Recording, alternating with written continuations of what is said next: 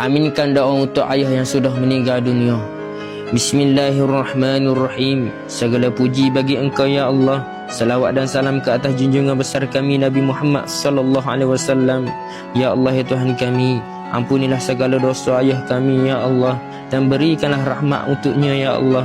Ya Allah, selamatkanlah dirinya ya Allah, maafkanlah dirinya ya Allah, serta tempatkanlah dia di tempat yang mulia ya Allah, yakni syurga ya Allah.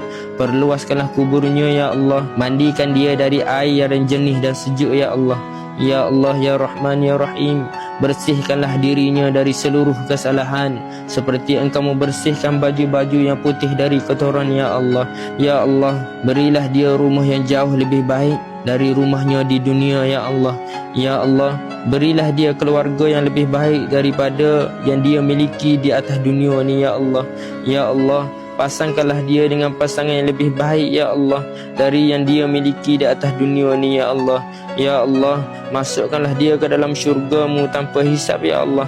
Ya Allah, jagalah dia dari siksaan kubur ya Allah, dan siksaan api neraka-Mu yang sangat pedih ya Allah. Ya Allah, kami memohon kepadamu ya Allah, kami merayu kepadamu ya Allah. Engkau perkenankanlah setiap doa dan permintaan kami ini ya Allah. Amin amin ya rabbal alamin insyaallah.